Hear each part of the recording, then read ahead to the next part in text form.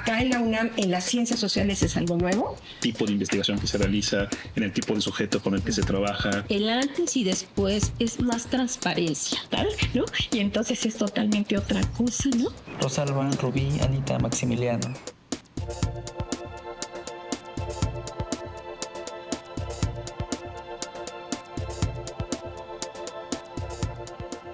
Bueno, pues bienvenidas, bienvenidos. Estamos estrenando este programa justo con ustedes, pues que le quería que sea el panel del Comité de Ética en Investigación y Docencia, integrado por la doctora Rosalba Casas Guerrero, el doctor Antonio Azuela de la Cueva, el doctor Maximiliano García Guzmán, la maestra Rubí Hernández Ríos y la doctora Anita Hirsch y Adler. Y que recientemente tuvimos esta presentación aquí en el auditorio del Instituto de Investigaciones Sociales y nos platicaban acerca de cómo funciona un comité de ética en investigaciones sociales. Está revisando todos los protocolos de investigación, cuestiones sobre recopilación de datos. Entonces me gustaría comenzar. Tenemos aquí a Rosalba Casas, a Anita Hirsch, tenemos a Rubí Hernández y a Maximiliano. Estrenamos el programa con ustedes. Me gustaría iniciar con esta pregunta, o cómo podemos entender que haya un comité de ética en investigaciones sociales. Bueno, sí, bueno, a ver, en realidad todo empieza por poner en el centro de la vida universitaria el tema de la ética, ¿sí? Es un aspecto que hasta hace relativamente poco tiempo pues no era como explícito, ¿no? O sea, lo teníamos como todos como implícito en nuestra tarea académica, pero bueno, la UNAM define un código de ética y de ahí, poco tiempo después, en 2019, también hace otro acuerdo para que todas las entidades académicas que realizan actividades de docencia o investigación tengan sus comités de ética, ¿no? Y para que de alguna manera sean, por un lado, promuevan, ¿no?, que es esto de la ética en las actividades académicas, ¿no?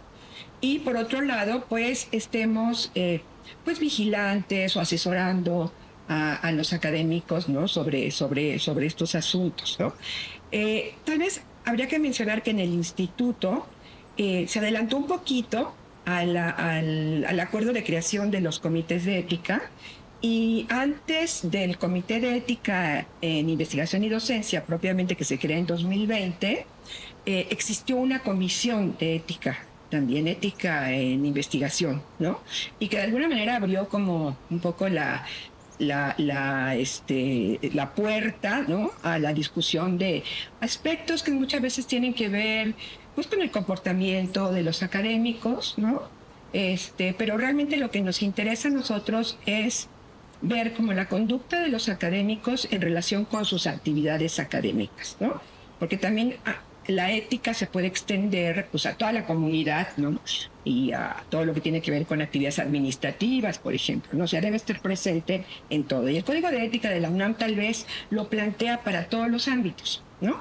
Pero en el acuerdo del 2019 sí lo que establece es que haya un comité de ética en investigación y docencia, ¿no? Entonces tuvimos un antecedente con la comisión de ética. Creo que a ellos les tocaron algunos asuntos un poco delicados, y después ya en 2020 se crea este comité, y la duración de los miembros en este comité de ética es de 4 años y está conformado por miembros internos del instituto, 2 investigadoras o investigadores, una técnica académica como es la maestra Rubí Hernández, y 2 académicos externos al instituto, pero que son de la UNAM. Y después, bueno, pues ¿qué tenemos que hacer? Pues de alguna manera, como te decía, difundir, ¿no?, cuál es nuestra labor. Por eso tuvimos una presentación.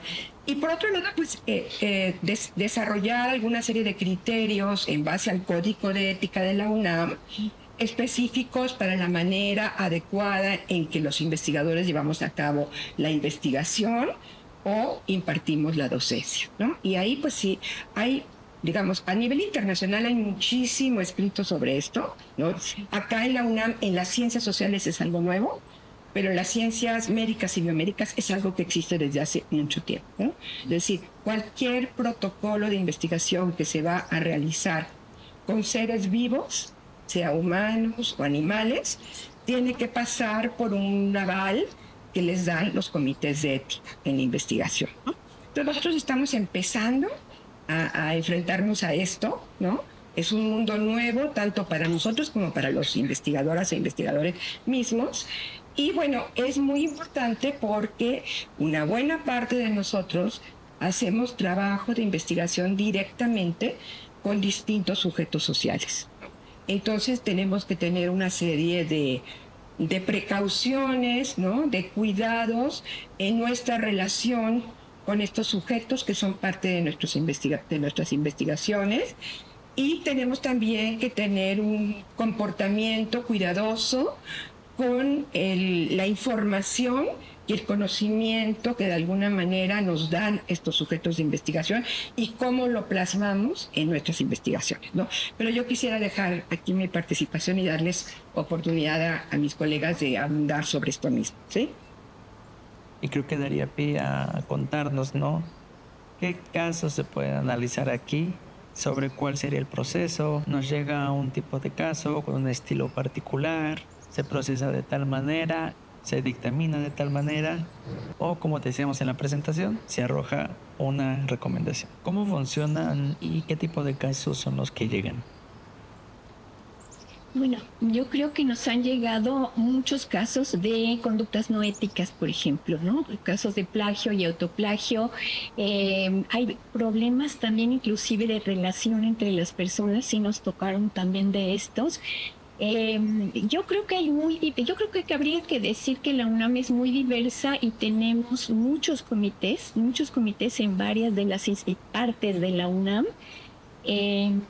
Y todo el mundo está tratando como de adaptarse, ¿no? Yo, por ejemplo, estoy en un comité de ética de geografía ambiental, ¿no? Y entonces es totalmente otra cosa, ¿no? Entonces, creo que lo importante hacer es que se está multiplicando el hecho, y es una necesidad, el hecho de que todas las partes de la universidad, sobre todo los institutos, los centros, tengan un comité de ética. Es muy importante. Pensemos que además están en toda la República. Yo creo que eso también es muy importante porque no es que esté solamente aquí en esta base de la UNAM, sino que está regado realmente en todos lados. Creo que ahí hay también cuestiones jurídicas muy importantes por tu lado, Maximiliano, porque está desde luego vinculado al Código de Ética de la UNAM, pero también entendemos que adaptarlos jurídicamente a las necesidades actuales es un reto. Entonces, ¿de qué manera han llevado este proceso? Yo creo que lo defines muy bien. Justo uno de los retos que ha tenido el comité desde su creación es el poder reconocer muy bien cuál es su ámbito de competencia, en primer lugar, porque es una esfera que suele ser a veces entre subjetiva, abstracta, poco definida, ¿no? Hasta dónde se define una conducta como algo ético, o más bien estamos ya pisando terrenos, como dices, estrictamente jurídicos que ya se abordan de otra manera, y que va relacionado con los casos que vemos, el poder definir si en efecto es competencia el comité o no analizarlos o tendría que revisarlos a alguna otra instancia.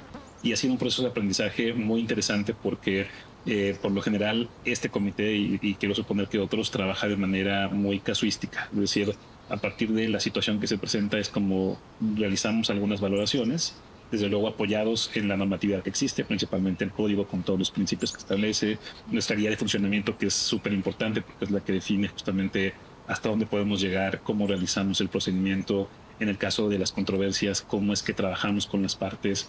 Ahora que estamos muy involucrados con la evaluación ética de proyectos, también el poder generar criterios que permitan que esa valoración sea imparcial y en sí misma que el comité cumpla los principios éticos del código. Entonces ha sido una tarea compleja, insisto, de mucho aprendizaje, pero que afortunadamente pues hemos contado con el apoyo tanto de instancias universitarias que nos han orientado justamente en algunos elementos, como referentes internacionales también por los casos que hemos visto. Lo decía muy bien la doctora Casas, en el caso de las ciencias sociales es un tema que apenas está cobrando fuerza, sobre todo en la universidad, y creo que la labor de los comités va a ser muy importante porque a partir de la experiencia que generen se podrán tanto estandarizar ciertos elementos a partir de los cuales operan, cómo aterrizar criterios que para cada proyecto son distintos, ¿no? Aquí tenemos que fijarnos mucho, por ejemplo, en el tipo de investigación que se realiza, en el tipo de sujeto con el que se trabaja, el tipo de producto que se va a obtener. Todos esos son elementos que en cada proyecto son distintos, y por eso también es importante, como decía la doctora Anita, pues saber que es un mundo muy heterogéneo que tenemos que aplicar caso por caso, pero pues en ese sentido pues también nos permite definir con mayor claridad qué sí podemos y no valorar en términos éticos. Y en esta evolución de estos 4 años que ha sido sobre abordar, mejorar, evolucionar todo este mecanismo, nos platicaba Rubí en la presentación sobre la solidez que tienen detrás de los códigos de ética. ¿De qué manera puede haber un antes y un después ajustados a los comités de ética? Mira, personalmente, cuando yo fui estudiante, no era tan visto que te podían vigilar o observar en las tareas y todo esto que hacías, ¿no? Ibas a la biblioteca, hacías tu resumen, listo. Pero ahora, por ejemplo, nuestro comité está muy comprometido con los valores de nuestro código, que es formar, sí, contribuir y difundir. Entonces, actualmente, tanto en investigación como en docencia, como ya mencionaron los demás integrantes en cuanto a la evaluación de las investigaciones, pues tenemos que estar acompañando, en caso de que nos lo requieran, acompañando estas investigaciones en todos los demás casos, por ejemplo, también en las evaluaciones cuando hay nuevas contrataciones. Entonces nosotros acompañamos también a las comisiones ad hoc, lo que anteriormente no se hacía. Entonces el antes y después es más transparencia y conocimiento para toda la comunidad, específicamente del Instituto de Investigaciones Sociales. Y me imagino que también para la propia comunidad que hace investigación necesita sensibilizarse a este tipo de procedimientos. También cambian las dinámicas, ¿no? En el momento de plantear un problema de investigación, el momento en el desarrollarlo, en ejecutar recabación de información, de qué manera la propia comunidad de investigación puede tomar el comité siempre en la mira para las investigaciones. Ahora van a ir orientadas con un acompañamiento de ética. Mira, lo que pasa es que hasta ahora no es un requisito que los protocolos de investigación antes de iniciarse la investigación sean revisados por un comité de ética y que de alguna manera el comité valore, bueno, si van a hacer trabajo de campo, qué tipo de instrumentos van a aplicar, si le van a pedir permiso, consentimiento informado a los sujetos de la investigación, eso es muy importante, si le van a explicar a estos sujetos para qué sirve la investigación o cuál es el propósito final de la investigación, ¿no? Entonces, bueno, creo que estamos en un proceso de toma de conciencia apenas y creo que, digamos, algunas acciones que se están haciendo dentro de la UNAM, pues nos van a ayudar mucho a que esto sea pues prácticamente un requisito cuando trabajamos con sujetos sociales, ¿no?